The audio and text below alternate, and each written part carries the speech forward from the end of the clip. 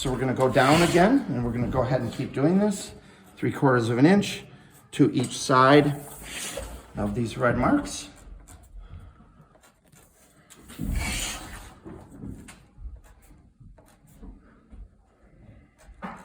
And we'll do that for the remainder of the board. And then once we've done that, we're gonna take our speed square that we talked about earlier. And again, a square, remember, we're talking about things that are at right angles. So what we wanna do is we wanna make sure that when we're putting the studs on here, they're at a perfect right angle. So we're gonna go ahead and mark this off. We put a line here, go 1.5 inches over, put a line here, and then we're gonna line across onto each board so that they line up perfectly. A thick line. We're gonna exit so that we know that the stud goes there, and we'll continue to work down our board doing the same thing.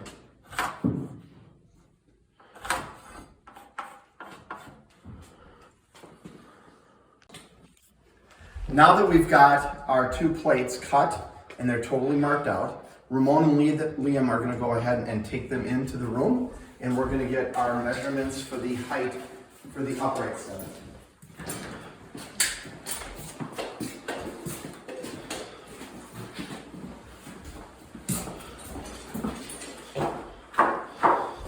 When we measure for the upright studs, we're gonna wanna check in a few different locations, not assuming that all the measurements are gonna be the same.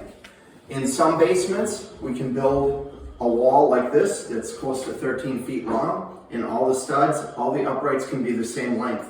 In other basements, none of the uprights are the same length. Because we know our floor is pretty level, I'm hopeful that most of our uprights will be a similar length. So when we check our length, we want to make sure the studs are all the way to the floor. We go ahead and get a measurement. This looks like 86 3/8, but we can go a little light on it. So I'd probably say 86 1/4. This is a little less. Looks like 86 1/4. And I'm gonna go ahead and come to this end and check. And this looks like it's a little under 86.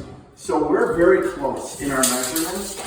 They're all right around 86 inches. So we can go ahead and make them 85 7/8.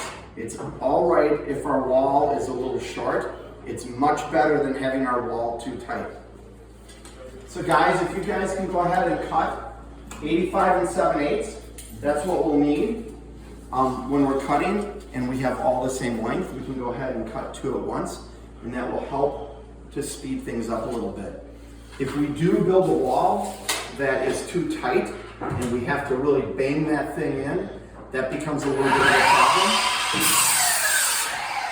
Sometimes what can happen is if you push up on the floor enough, you can crack tile floor, you can put cracks in drywall up above, so that creates an issue. So we go a little light on our measurement. What we're gonna do next is we're gonna go ahead and take our plates as we get ready to build this wall, and we're gonna lay those out in a space where we can build our wall. What we need to determine next is, should we put the top plate on this side or the top plate on that side? And a lot of times that's determined by the question, can we lift our wall upright like this? And in this case, we certainly can't, because we'd hit this and we'd also run into that light, which would be obstructions. So instead of lifting our wall like this, we're gonna wanna reverse it. We're gonna wanna have the base plate on this end, and we're gonna wanna push the wall up like this. So we're gonna start with our top plate over here. I like to put the top plate right into the wall so that we can push our studs right up to that.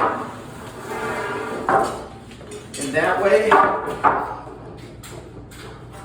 we have a nice firm place to go ahead and nail. And then we bring our bottom plate over to that. And then as we continue to cut, we'll be able to begin our nailing. Okay, now we're gonna go ahead and actually start nailing off the wall. So as we're doing this, we wanna make sure that our uprights are flush on the face, because that's very important when we get to doing drywall and finish work, to make sure that's very even. And then we wanna make sure the stud is square on our lines that we drew. So Davey, I want you to go ahead and get that nice and flush.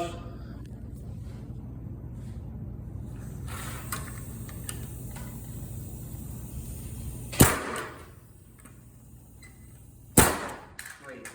Now this stud that we marked off the 3.5 for is our receiving stud. And that's the stud that's going to receive the next wall that we build. You'll be able to see that and how that works out in the next episode. So again, we want to make sure that that's flush here. So Davian, if you want to put one nail in there. And then we're also going to want to make sure that it's flush along the whole length like this. And so we can put a few nails in the side this way.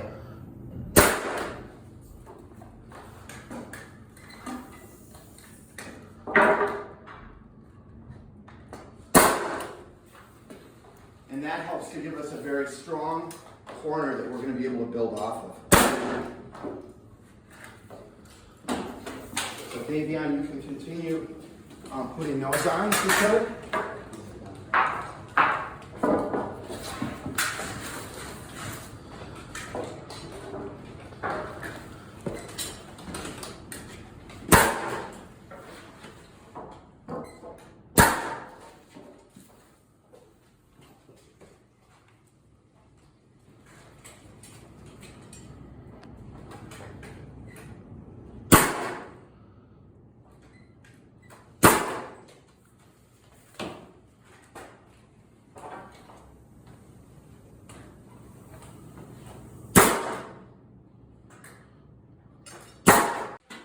Now that we've finished nailing off the bottom plate, the one end of the wall, what we're going to do is we're going to go ahead and slide the entire wall all the way over up against the other wall. And then we can bring our plate over and we'll go ahead and finish nailing off the wall on this side. What we're going to do now that our wall is completed, is we're going to go ahead and lift it up. We're going to lift it about 3/4 of the way up, and then we're going to go ahead and walk it down to where it goes in place. And again, the goal is going to be to slide it up into place. As you can see, we did have to do a little bit of cutting here just to work around our HVAC.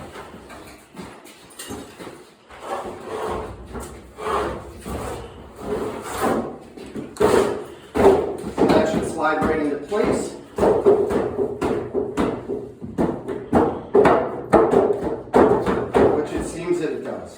So the next thing we're going to work on is we're going to work on going ahead and getting the base put in place based on where our blue lines are. What we're going to use to fasten the base plate to the concrete is we're going to go ahead and use some concrete screws. They're called Tapcons. So what we need to do is we need to set up our hammer drill, get our Tapcons, and we're going to go ahead and set those right in. So here's an example of the Tapcon concrete screws that we use. These are 1/4 by 2 3/4. And we're going to go ahead and we're going to take a SDS bit with our hammer drill, and we're going to go ahead and drill down in.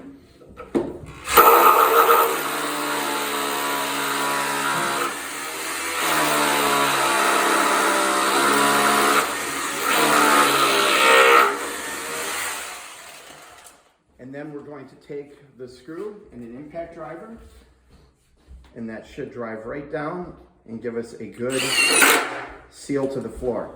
We're going to do that on each end, and we're going to put one about every 3 feet.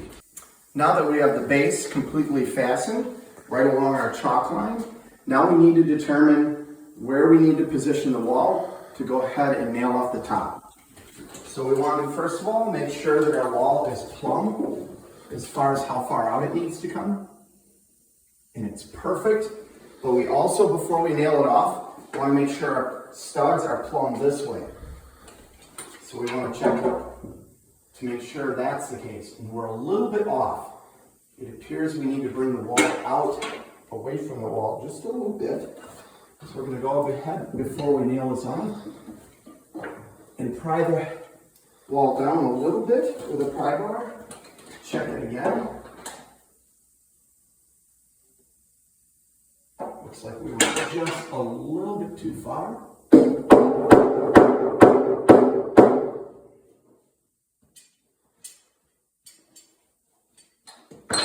Whoops. We just need to take that back a hair bit more, and then we can go ahead and nail it down. So again, if you want to go ahead and pop a nail straight up in there, let me just double check one last time.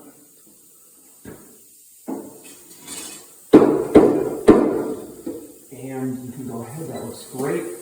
So we can go ahead, I want to check the end of the wall as well. See how that looks, make sure we're not cracked at all. And that looks fantastic. So again, if you want to go ahead and nail it off, where we have our nailers.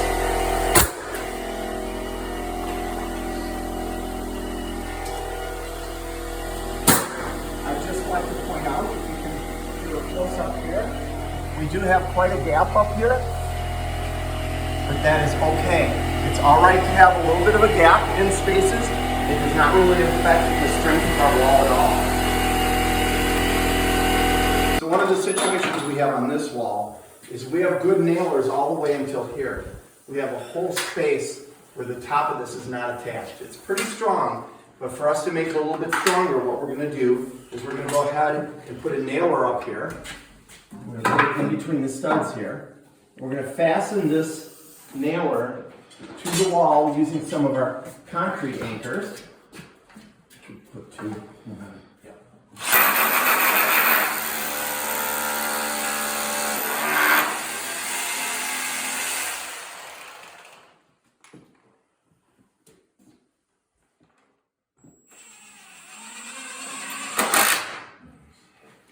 And we're going to get two concrete anchors in there to make sure that's nice and firm up against the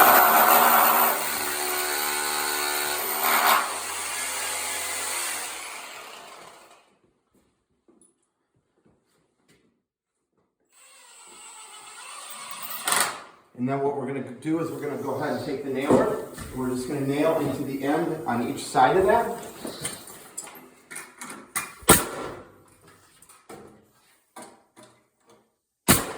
And that gives us a nice firm nailer when you don't have a nailer. So that should do it for this video. And the next video we're going to build an adjoining wall.